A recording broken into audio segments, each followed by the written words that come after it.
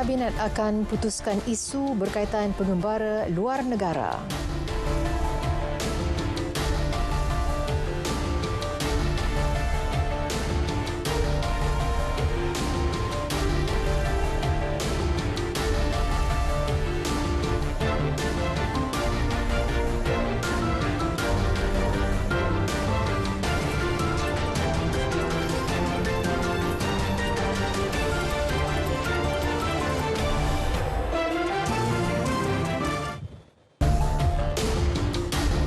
Assalamualaikum dan salam perpaduan. Anda bersama saya Nur Alis Adik Oba untuk laporan berita tengah malam.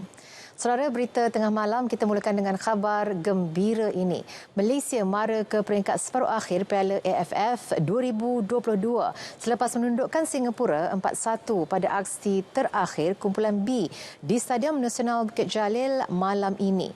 Keputusan itu menyaksikan skuad kendalian Kim Pan Gon menjamin tiket sebagai anak juara kumpulan di belakang Vietnam. Skuad Harimau Malaya turun pertemuan ini dengan misi wajib menang dan mula menggasak kubu Singapura sejak awal permainan. Beberapa peluang berjaya dicipta antaranya menerusi Faisal Halim, Bukhairi Ajmal dan Darren Lock. Namun berjaya dihalang penjaga gol The Lions, Hassan Sani. Bagaimanapun, skuad negara tetap berjaya membuka jaringan menerusi Darren pada minit ke-22 hasil umpanan ketua pasukan Safawi Rasid. Babak kedua, giliran Stuart John Wilkin menceriakan 65,000 penonton menerusi rembatan derasnya dari jarak jauh pada minit ke-50. Stuart sekali lagi mencetakkan namanya sebagai penjaring dengan meledakkan gol ketiga selang 4 minit kemudian. Ketika kelebihan 3-0, kealpaan benteng pertahanan Harimau Malaya akhirnya dihukum dengan gol pertama Singapura menerusi Faris Ramli pada minit ke-85. Namun jaringan itu tidak melemahkan semangat juang skuad negara yang menambah satu lagi gol menerusi Sergio Aguero di hujung babak kedua. Kejayaan itu menyaksikan Malaysia merampas tempat kedua dari The Lions dan mara ke separuh akhir. Di separuh akhir nanti, Malaysia dijadual bertemu juara bertahan Thailand pada 7 Januari di Stadium Nasional Bukit Jalil. Perdana Menteri Datuk Seri Anwar Ibrahim menghadiri Majlis Mahabbah Ulama di Kompleks Seri Perdana. Majlis dengan pengisian kerohanian disampaikan Profesor Dr. Habib Abdul Hamid Al-Mahdali dan Profesor Dr. Mehmet Fadil Al-Jalani, Pimpinan Umum Markaz Al-Jalani Istanbul. Majlis Mahabbah turut diserikan dengan bacaan Maulid Simtur Durur oleh pengerusi Muwassalah Baina Ulama Al-Habib Abdullah bin Abdul Qadir Al-Habsyi dan bacaan Hizb Al-Bahar. Turut hadir Menteri di Jabatan Perdana Menteri Hal Ehwal Agama Datuk Dr. Muhammad Naim Mukhtar dan Mufti Wilayah Persekutuan Datuk Dr. Luqman Abdullah.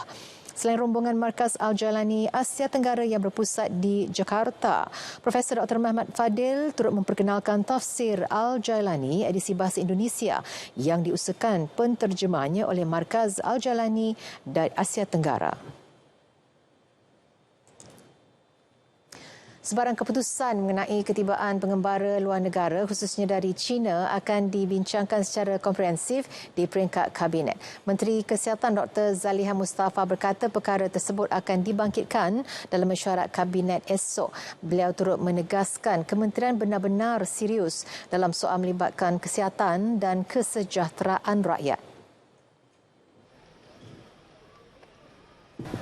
Langkah-langkah tambahan berkenaan dengan pengembara dari luar negara sebenarnya perlu dibincangkan secara yang lebih komprehensif, bukan hanya melibatkan KKM tetapi juga oleh ministeri-ministeri lain, kementerian-kementerian lain, begitu juga interagensi.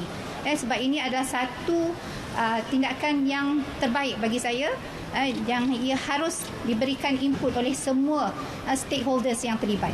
Okay? Dan ini termasuklah kita kena melihat dari pelbagai aspek, termasuk dari sudut ekonominya, dari sudut pelancongannya. Rakyat juga terus diingatkan mematuhi SOP yang telah ditetapkan. Beliau berkata demikian selepas meninjau prosedur dan kesiapsiagaan di Balai Ketibaan Antarabangsa di KLIA 1 dan KLIA 2. Menjelang pembukaan sempadan China pada 8 Januari juga, Presiden Persatuan Pelancongan Domestik Malaysia MITA, Uzadi Udanis, optimis kerajaan akan melaksanakan SOP bersesuaian tanpa menjejaskan prospek pemulihan industri pelancongan negara. Pihaknya turut mengunjurkan kedatangan pelancong dari negara tembok besar itu tidak akan meningkat mendadak dan hanya meningkat beransur-ansur pada suku ketiga 2023.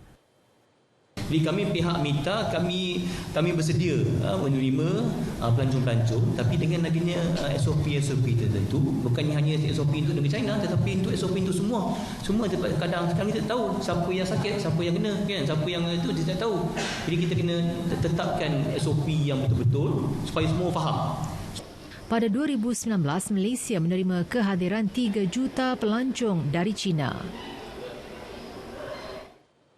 Penganalisis ekonomi Profesor Dr. Bajoyai Bardai pula berpandangan pelancong yang didapati bergejala sebaik tiba di negara ini ditawarkan pakej pelancongan kesihatan. Dengan pengenalan pakej berkenaan, ia dapat memastikan industri pelancongan terus bergerak sekaligus mampu mengukuhkan ekonomi negara.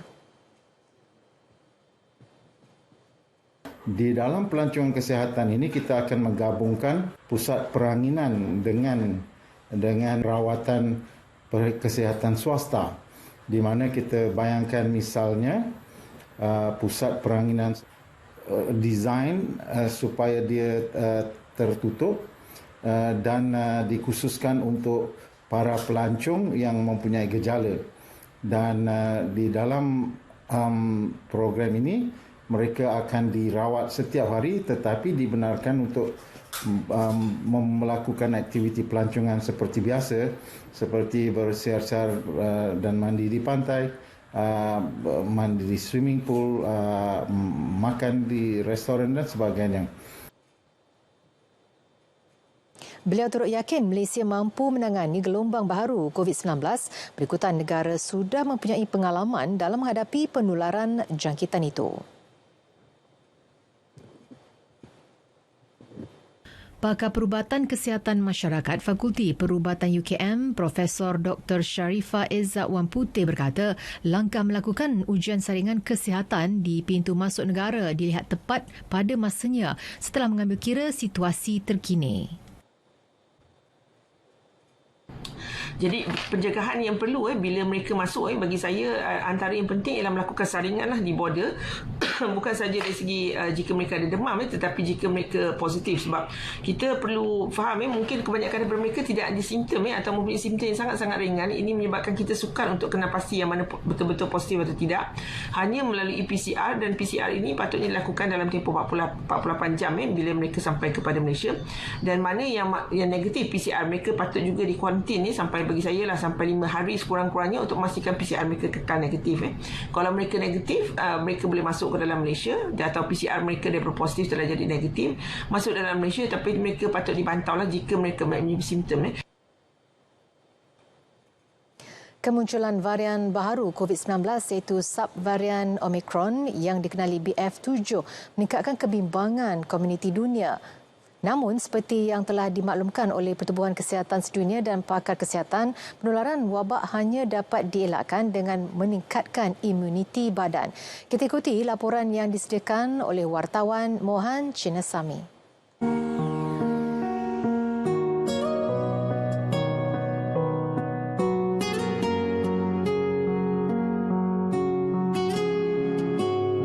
BF.7 atau BA.5.2.1.7 berasal daripada varian Omicron BA.5 dan pertama kali dikesan pada Julai 2022. Ia termasuk subvarian BA.5.2 yang merangkumi kira-kira 80% daripada varian yang menular di China ketika ini telah dikesan di Malaysia. Kedua-dua subvarian dipercayai boleh menyebabkan jangkitan semula atau mempunyai kadar jangkitan lebih tinggi berdasarkan bilangan kes yang berlaku di China.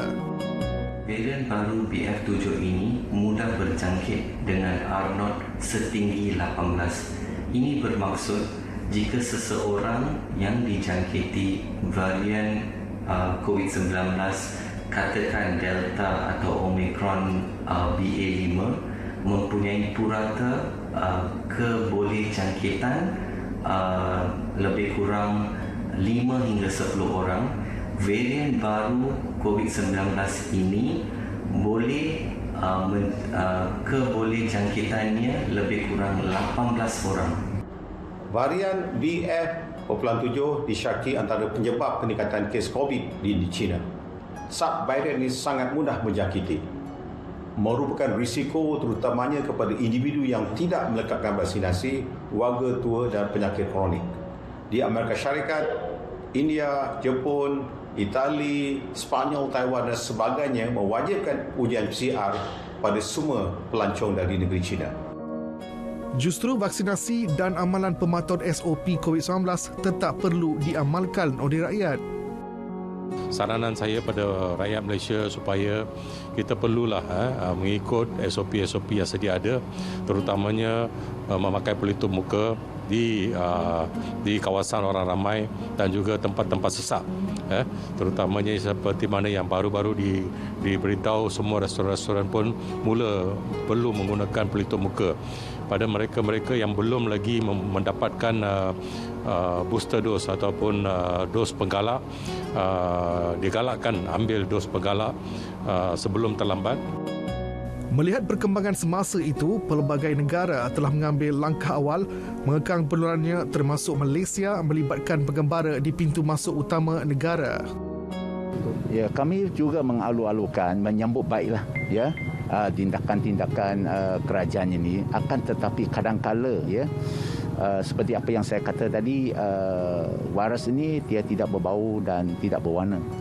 Kemungkinan selepas mereka sampai ke sini ya, barulah virus itu dikesan ya, ataupun COVID ini dikesan apabila mereka telah tiba di negara kita beberapa hari selepas ya. So saya mencadangkan kepada kesemua rakyat Malaysia ya, maupun dalam bidang pelancongan ataupun dalam apa jua bidang lain pun ya, perniagaan ke apa ke, supaya memakai pelitup muka lah ya, setiap masa. BF.7 merupakan subvarian daripada Omicron dan ia ketika ini sedang mengganas di China dengan lonjakan kes COVID-19 yang sangat tinggi. Walaupun kes ini telah dikesan di Malaysia, tetapi ia tidak dilihat sebagai melonjakkan kes harian di Malaysia. Namun sebagai rakyat Malaysia, kita perlu berhati-hati dan pastikan SOP diamalkan setiap masa walaupun SOP itu tidak diwajibkan. Sebagai rakyat Malaysia juga, ingat kita perlu menjaga kesihatan dan keselamatan diri kita dan orang di sekeliling kita. Muhammad Sami, RTM.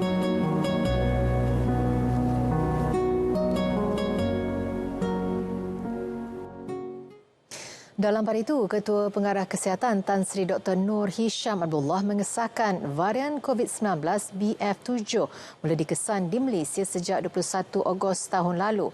Setakat Disember lalu, 3 kes jangkitan melibatkan varian itu telah dilaporkan.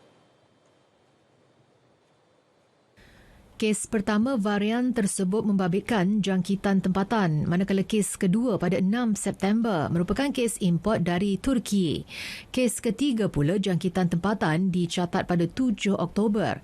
Di peringkat global, kemuncak penularan varian BF.7 berlaku pada Oktober 2022. Kebanyakan kes dikesan di Belgium, England, Denmark dan China. Pakar kesihatan pula mengakui kepentingan pengambilan dos penggalak vaksin COVID-19 bagi mengurangkan gejala teruk akibat jangkitan virus. Masyarakat terutama golongan berisiko tinggi dan warga emas perlu segera mendapatkannya. Ketika ini, penerima dos penggalak pertama baru hampir mencecah 50% dan hanya 1.9% sahaja yang mengambil dos penggalak kedua. Mereka yang berisiko tinggi ini sangat-sangat digalakkan untuk mengambil dos tambahan, terutama dos tambahan atau booster pertama dan juga dos booster kedua ya. Kerana didapati kadar liputan dos tambahan terutama yang kedua itu adalah sangat rendah di kalangan penduduk negara kita ya. Jadi terutama kepada mereka yang telah melebihi tempoh masa mungkin lebih daripada 3, 4 ataupun 6 bulan daripada tarikh imunisasi yang terakhir. Orang ramai digalakkan untuk mendapatkan dos penggalak jika risiko mereka untuk komplikasi jangkitan COVID-19 adalah tinggi dan mereka tidak dapat menunggu untuk vaksin bivalent generasi baru. Vaksin bivalent adalah lebih berkesan berbanding dengan vaksin monovalent dari generasi asal yang sedia ada. Vaksin bivalent ini akan didaftarkan dalam masa terdekat. Kementerian Kesihatan Malaysia akan mengumumkan kempen vaksin baru ini termasuk kriteria kelayakan dalam masa akan datang. Kementerian Pendidikan sedia meneliti kewajaran menambah prasekolah dan tadika kerajaan di kawasan bandar yang dikatakan tidak mampu menampung keperluan semasa. Menterinya Fadlina Siddiq mengakui terdapat keperluan untuk menambah fasiliti tersebut serta dasar berkait rapat mengenai perkara itu akan dipercepat. Tadi Datuk KSU pun dah lihat isu-isu tersebut dan sudah pun diberikan beberapa pandangan dan nasihat berkaitan dengan infrastruktur dan juga keperluan sekolah ini. Mengulas berhubung prosedur operasi standard SOP pencegahan COVID-19 di sekolah susulan penemuan 2 varian utama dari China yang telah ada di negara ini. Beliau menyatakan kementerian akan merujuk dan patuh kepada arahan terkini Kementerian Kesihatan. Dalam perkembangan lain, Fadlina berkata sekolah turut diberi kelonggaran untuk membenarkan pelajar memakai tali leher atau tidak berbuat demikian kerana kuasa tersebut adalah bawah bidang kuasa sekolah.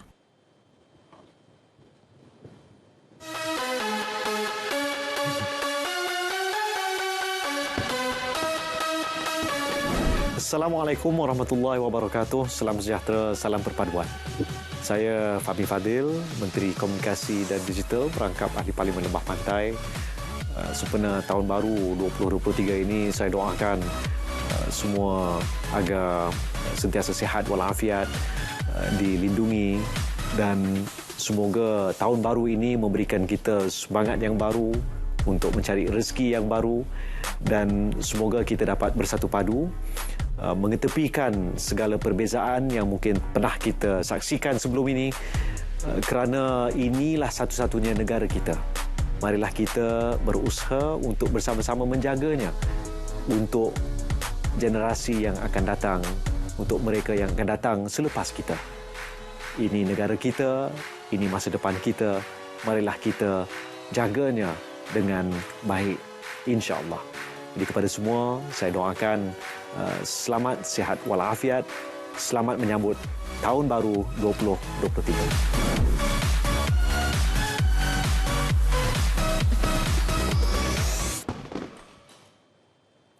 Kita teruskan dengan berita tengah malam. Para ilmuwan yang bernaung di bawah Majlis Profesor Negara MPN diajak sama-sama membantu dan menyumbang kepakaran mereka dalam isu kos sara hidup demi kesejahteraan rakyat. Ini kerana banyak data, kajian, penyelidikan dan idea di bawah MPN mampu diangkat untuk pembangunan negara. Perkara itu dinyatakan Timbalan Perdana Menteri Datuk Seri Dr. Ahmad Zahid Hamidi selepas menerima kunjungan delegasi dari MPN yang diketuai pengerusinya Profesor Ulung Datuk Dr. Syamsul Amri Baharudin. Perbincangan menjurus kepada pembangunan di bawah Kementerian Kemajuan Desa dan Wilayah KKDW melibatkan sektor pendidikan khususnya pendidikan dan latihan teknikal dan vokasional TVET. Datuk Seri Dr. Ahmad Zahid menyambut baik pelbagai cadangan yang diberikan MPN pada pertemuan lebih 2 jam itu dan akan memastikan agensi di bawah KKDW terus diupayakan khususnya dalam sektor TVET. Timbalan Perdana Menteri Datuk Seri Fadilah Yusof yang juga Menteri Perladangan dan Komoditi mengadakan lawatan kerja rasmi ke Majlis Getah Malaysia MRC. Beliau diberi taklimat mengenai MRC yang berperanan penting dalam pembangunan industri getah negara. Turut dikongsi inisiatif dan perancangan terkini MRC. Datuk Seri Fadila juga berkesempatan ke galeri MRC yang memaparkan maklumat berkaitan produk getah Malaysia dan pelbagai kejayaan diraih majlis itu. Hadir sama pada lautan itu Timbalan Menteri Perdagangan dan Komoditi Datuk Siti Aminah Aching. Perintah harga maksimum minyak masak sawit tulen botol yang sepatutnya berakhir Sabtu ini dilanjutkan hingga 7 Februari depan. Menteri Perdagangan Dalam Negeri dan Kos Sara Hidup Datuk Seri Salahuddin Ayub berkata pengekalan harga runcit semasa dapat dibuat meskipun harga purata minyak sawit mentah CPO di pasaran dunia meningkat bulan lalu. Ia hasil persetujuan para pengeluar untuk bersama-sama kerajaan membantu mengurangkan kos sara hidup rakyat. Minyak masak sawit tulen botol 1 kilogram dijual pada harga RM6.90, 2 kilogram RM13.30, 3 kilogram RM19.60 dan 5 kilogram RM30.90. Kawalan harga dilaksana mengikut kaedah siling bergerak berdasarkan purata CPO dunia. Pihak yang dikesan menjual barang tersebut melebihi harga maksimum akan dikenakan tindakan undang-undang. Kementerian Pertanian dan Keterjaminan Makanan mempergiat kerjasama dengan kerajaan negeri bagi membangunkan kawasan tanah terbiar sebagai kawasan pertanian untuk meningkatkan hasil sektor tersebut. Menterinya Muhammad Sabu berkata, langkah itu sekaligus dapat menjamin kelangsungan bekalan makanan di negara ini. Sama ada kita kata aquaculture ataupun tanaman-tanaman yang lain. Dan kita tahu banyak lagi lah. Macamnya di Sarawak, tanahnya begitu luas. Di Sabah dan di tempat-tempat yang lain dan di Semenanjung ini pun yang perlu kita terokai, perlu kita buat kajian dan bersama dengan kerajaan negeri untuk kita majukan di tempat-tempat itu. Beliau optimis kerajaan negeri akan memberi kerjasama dengan mengambil pendekatan untuk mengkaji dan mengenal pasti lokasi bersesuaian. Beliau berkata demikian selepas menjadi tetamu bicara naratif di Angkasa Puri, Kota Media. Saudara, beberapa penjara termasuk yang berusia lebih 100 tahun akan ditambah baik. Menteri Dalam Negeri Datuk Seri Saifuddin Nasution Ismail berkata langkah berkenaan bagi membina persekitaran kondusif untuk penghuni dan kaki tangan jabatan penjara. Penambahbaikan itu akan melibatkan penjara Kamunting, Perak, penjara Alustar Kedah, penjara Pengkalan Cepa Kelantan dan penjara Reman Pulau Pinang. Perbincangan dengan unit kerjasama awam swasta UKAS telah pun berjalan dan kita telah kenal pasti juga beberapa premis penjara yang termasuk dalam kategori itu. Ya, bilangannya, lokasinya itu sudah pun bukannya kita baru mula, sudah pun berjalan proses perundingan itu. Ini sebahagiannya. Kalau diberi pilihan, kalau ada keupayaan dana, of course kita nak tukar skrip mata je. Ya, tapi kita harus realistik bab ini tentang ada keperluan ya, ada kekangan dana ya, tapi perancangan harus dimulakan sekarang. Beliau berkata demikian selepas mengadakan lawatan ke Jabatan Penjara Malaysia di Kajang. Susulan kebakaran kali kedua di Wisma Jekyll, unsur perbuatan bakar dan sisa bara api menjadi antara fokus utama siasatan bomba Selangor.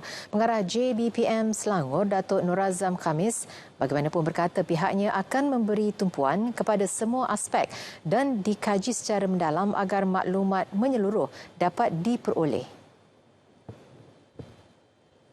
Fasa siasatan JBPM turut melibatkan unit K9 bagi mengesan bahan yang berpotensi mencetus kebakaran. Kemudian juga kita melihat kepada peralatan-peralatan elektrik yang digunakan di Wisma Jekyll dan juga bangunan. Kita juga akan memanggil saksi-saksi pada peringkat awal dan juga kita akan menganalisa video-video yang ditularkan. Kebakaran terbaru berlaku di bilik simpanan kain langsir. Buat masa ini, JBPM belum membuat kesimpulan tentang punca sebenar kebakaran dan siasatan dijangka memakan masa selama 14 hari. Pemandu lori lawan arus di kilometer 5.5 Lebuh Raya Link kedua Iskandar Puteri sehingga menyebabkan kemalangan ditahan petang tadi. Ketua Polis Daerah Iskandar Puteri ACP Rahmat Arifin berkata lelaki berusia 41 tahun yang didapati di bawah pengaruh alkohol itu ditahan pada pukul 4.40 petang tadi bagi membantu siasatan. Menurut beliau, lori yang dipandu di lorong paling kanan melawan arus dan bertembung dengan dua buah kereta yang berada di laluan tersebut. Kes disiasat mengikut Seksyen 41-1 Akta Pengangkutan Jalan 1987. Sementara itu, Komando Operasi dari Balai Bomba dan Penyelamat Iskandar Puteri, Pegawai Bomba Kanan 2 Syuhaidi Fazli Yahya memaklumkan sejurus menerima panggilan kecemasan 13 anggota digerakkan ke lokasi. Pemandu salah sebuah kereta mengalami kecederaan. Terdahulu, tular sebuah video di media sosial menunjukkan sebuah lori yang dipandu melawan arus di link kedua.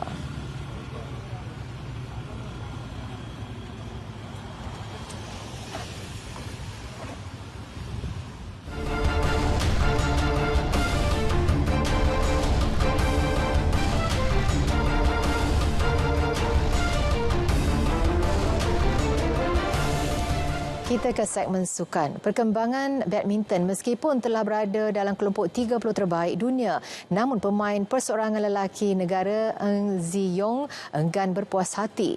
Sebaliknya, dia berazam untuk meningkatkan prestasi sekaligus meletakkan sasaran berada di ranking dunia yang lebih tinggi pada tahun ini.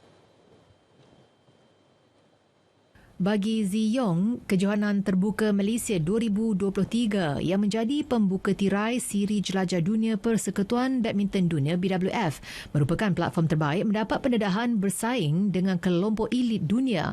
Pemain di ranking ke-27 dunia itu tidak meletak sebarang sasaran namun bertekad untuk mara lebih jauh dalam saingan yang akan berlangsung pada 10 hingga 15 Januari ini. Ia juga akan menjadi penampilan pertama Ziyong dalam kejohanan bertaraf Super 1000 dan dijadual menentang pemain Ireland Nyat Nguyen pada perlawanan pembukaan di Axiata Arena, Bukit Jalil. Selain Ziyong, terbuka Malaysia itu turut menampilkan seorang lagi wakil acara perseorangan lelaki iaitu pemain profesional Lee Zijia. Zijia yang merupakan pilihan kedua kejohanan akan menentang pemain meningkat naik dari Jepun Kodai Naraoka pada perlawanan pembukaan 10 Januari ini.